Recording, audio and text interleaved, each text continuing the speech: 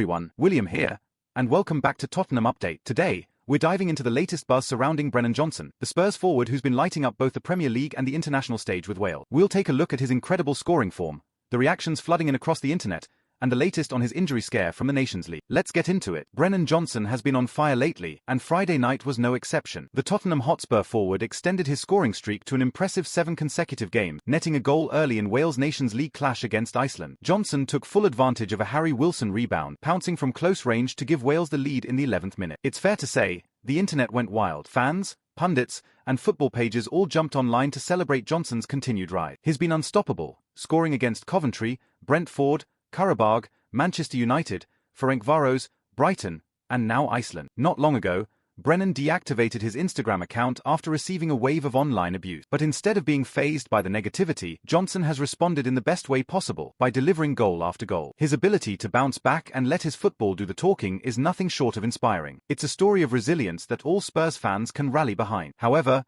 it wasn't all positive news for Johnson. Unfortunately, he picked up a knock during the match and had to be taken off at half-time. He also got booked for a brief altercation with Iceland's Jon Dagur Thorsteinsson, meaning he's suspended for Wales' next game. According to manager Craig Bellamy, the substitution was precautionary, but there's still concern over the injury. Bellamy told BBC Sport that Johnson felt something from the impact after taking a kick, and the medical team will be evaluated. With his suspension already ruling him out of Wales' next fixture, there's a strong chance Johnson will head back to Hotspur way early to rest up and recover. As much as this injury might be a worry for Spurs supporters, it's also an opportunity for him to get back to the club, get assessed, and avoid aggravating it further. Considering the form he's in, Tottenham will want him fully fit for the crucial fixtures ahead. Hopefully, this knock is nothing serious and he can continue his impressive run for Spurs once he's back on the pitch. And that's the latest on Brennan Johnson, another brilliant performance followed by an unfortunate injury. But it brings up a larger question that we, as football fans, really need to think about. Do we need so many international breaks during the season? Players like Johnson, who are just hitting their stride,